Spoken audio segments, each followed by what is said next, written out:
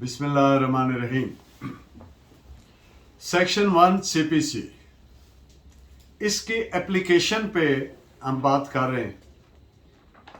क्या क्या स्टैचूज को अप्लाई होती है, किन को अप्लाई नहीं होती है। स्पेशल कोई स्टैचू होगा तो तब सीपीसी की एप्लीकेशन का क्या सूरत हाल होगी। तो आज के लेक्चर में फर्स्ट ऑफ ऑल हम बात करेंगे क्या सुप्रीम कोर्ट को प्रोसीडिंग्स जो है सुप्रीम कोर्ट में उनको सीपीसी अप्लाई होती है। The answer is no.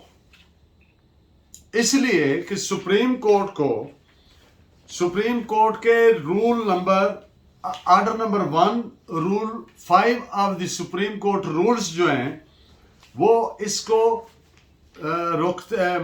Debar करते हैं सीपीसी की एप्लीकेशन को, और सुप्रीम कोर्ट अपने सुप्रीम कोर्ट के रूल्स के तहत प्रोसीड करती है, सीपीसी के तहत प्रोसीड नहीं करती।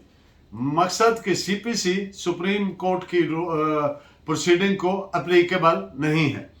इस पे आप दो जजमेंट्स नोट फरमाएं सुप्रीम कोर्ट की। PLD 2005 Supreme Court page 430 and PLD 1986 Supreme Court page 353। Special और local law, CPC cannot override express provisions of special or local law। जहां पे स्पेशल लॉ या कोई लोकल लॉ आ गया तो फिर सीपीसी उसको ओवरराइड नहीं करती, फिर वो प्रिवेल करेंगे, वो लागू होंगे, उनके मुताबिक होगा। तो इस पे आप जजमेंट नोट फरमाएं। PLD 1965 Lahore page 183। जब कभी सीपीसी की दफात प्रोविजंस वो मुताबिकत ना खाएं किसी स्पेशल या लोकल लॉ से, तो फिर कौन प्रिवेल करेगा? स्पेशल लॉ प्रिवेल करेगा। अगर स्पेशल लॉ ने कोई स्पेसिफिक प्रोसीजर प्रोवाइड नहीं किया तो फिर जाहिर है सीपीसी की जो प्रोविजंस हैं, दफात हैं, वो वुड बी अट्रैक्टेड, वो यानी कि एप्लीकेबल होंगी, लागू होंगी। इस पे जजमेंट नोट फरमाए। NLR 2003 civil Lahore page 292। ये तयशुदा अमर है कि special law excludes the general law.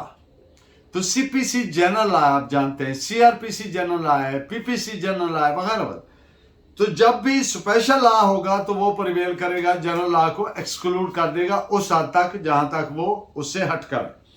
तो इस पे दो जजमेंट्स नोट फरमाए। PLD 1973 supreme Court page 49 and 2005 YLR page 148।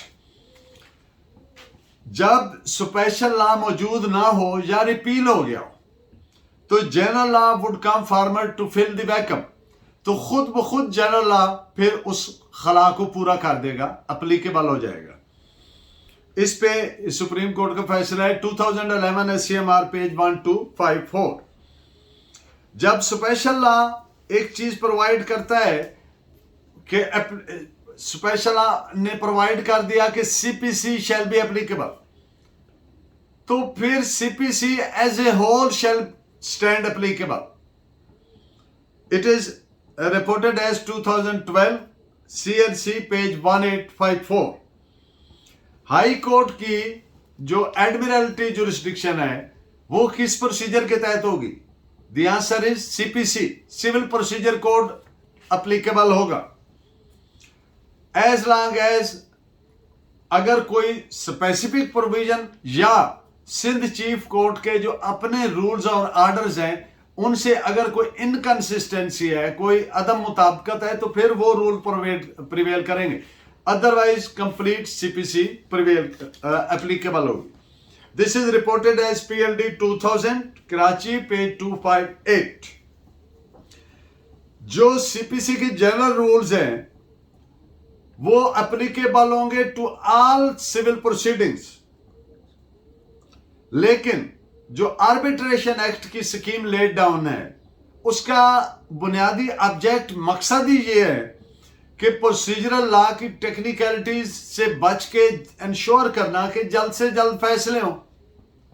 तो इसलिए वो टेक्निकल जो रूल्स ऑफ प्रोसीजर हैं वो आर्बिट्रेशन प्रोसीडिंग को एक्सटेंड नहीं होंगे, उस पर लागू नहीं होंगे।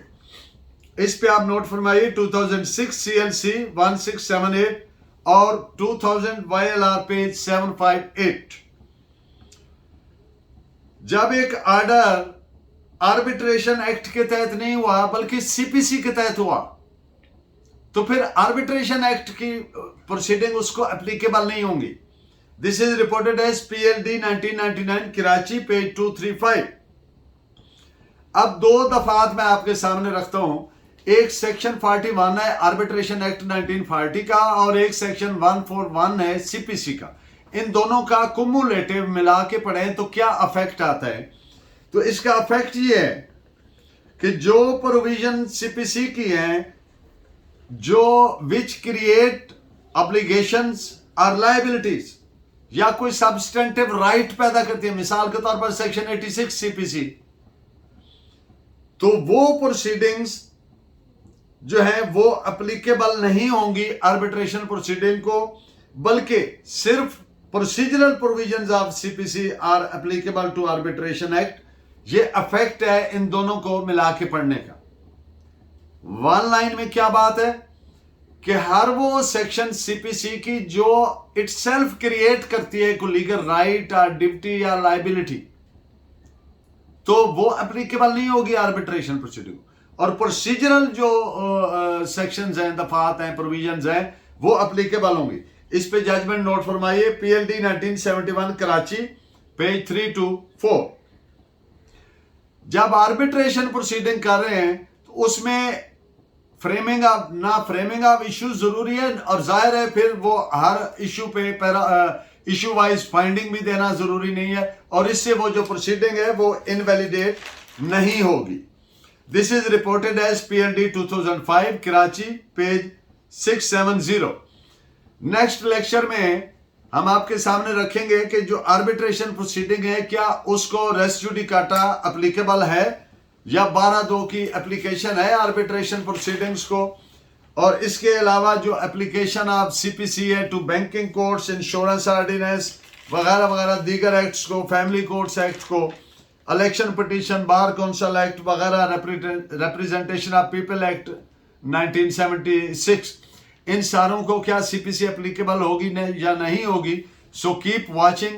आई always wish my lecture be beneficial for you. Allah ने के बाद।